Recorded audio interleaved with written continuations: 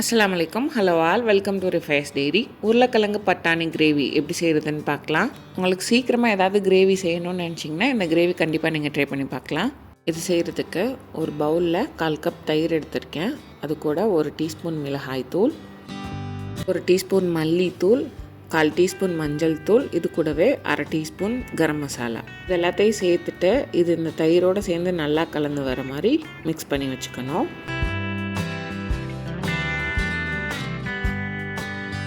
இந்த அளவு நல்லா கலந்து வந்ததுக்கப்புறம் தனியாக எடுத்து வச்சுக்கணும். இப்போ ஒரு பாத்திரத்தில் 2 டேபிள் ஸ்பூன் எண்ணெய் சேர்த்து அதை நல்லா சூடு பண்ணிக்கணும்.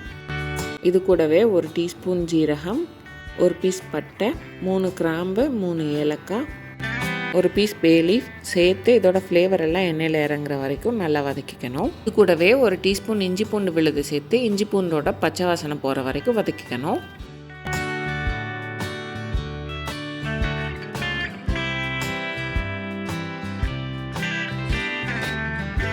இந்த அளவு நல்லா வதங்கினதுக்கப்புறம் இது கூட ஒரு மீடியம் சைஸ் வெங்காயம் சின்ன சின்னதாக கட் பண்ணி சேர்த்து அதையும் நல்லா வதக்கிக்கணும். வெங்காயம் வதங்கினதுக்கப்புறம் இது கூட 2 பச்சை மிளகா இந்த மாதிரி ஸ்லிட் பண்ணி சேர்த்துருக்கேன். இதை லைட்டாக வதக்குனா போதும். இது கூடவே ஒரு மீடியம் சைஸ் தக்காளி சேர்த்துருக்கேன். நீங்கள் எடுத்துருக்க தக்காளி புளிப்பாக இருக்கும்னா 1/2 தக்காளி சேர்த்துக்கோங்க போதும். தக்காளி நல்லா மசிஞ்சு வர்றதுக்காக இதுக்கு தேவையான அளவு உப்பு சேர்த்துக்கிட்டேன். தக்காளி நல்லா வதங்கி வந்ததுக்கப்புறம் இது கூட 1/2 கப் பச்சை பட்டாணி, கூடவே ஒரு பெரிய உருளைக்கிழங்கு மீடியம் சைஸ் பீசஸாக கட் பண்ணி சேர்த்துக்கிட்டேன். இது ரெண்டும் இந்த எண்ணெயில் நல்லா வதங்கி வர மாதிரி லைட்டாக மிக்ஸ் பண்ணிக்கணும். மிக்ஸ் பண்ணிவிட்டு மூடி வச்சு இதை கொஞ்சம் குக் பண்ணிக்கணும். பட்டாணி உருளைக்கிழங்கும் சேர்த்த கிளிப்பிங்ஸ் மிஸ் ஆயிடுச்சு, அதனால் அதை காட்ட முடியல. இப்போ நம்ம கலந்து வச்சுருக்க தயிரை இது கூட சேர்த்து நல்லா வதக்கிட்டு தயிர்லேருந்து எண்ணெய் பிரிஞ்சு வர வரைக்கும் குக் பண்ணி எடுத்துக்கணும்.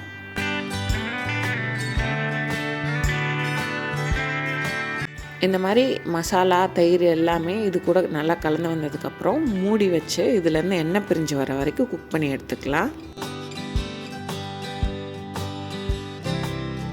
தயிர்லேருந்து எண்ணெய் பிரிஞ்சு வந்ததுக்கப்புறம் இது கூட நான் 1/2 கப் தண்ணி சேர்த்துருக்கேன். உங்களுக்கு 1/2 கப்லேருந்து 1 கப்புக்குள்ளே எவ்வளோ தண்ணி தேவைப்படுதோ அவ்வளோ சேர்த்துட்டு இதை நல்லா கலந்துக்கணும்.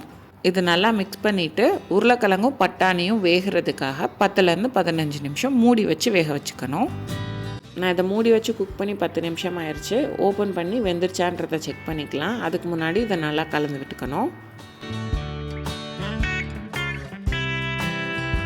இந்த குருமாலேருந்து ஒரு உருளைக்கிழங்கு பீஸ் எடுத்து கத்தி இல்லைனா ஸ்பூன் வச்சு கட் பண்ணி பார்த்தீங்கன்னா இது வெந்துருச்சா இல்லையான்னு தெரிஞ்சிடும். நல்லாவே வெந்துருச்சு.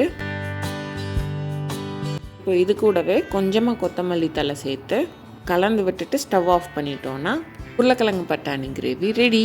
ரொம்ப சீக்கிரமாக செஞ்சிடலாம், பெரிய வேலை எதுவும் இல்லை. எல்லாம் கட் பண்ணி ரெடியாக இருந்துச்சுன்னா ஒரு 15 to 20 மினிட்ஸ்க்குள்ளே செஞ்சு முடிச்சிடலாம்.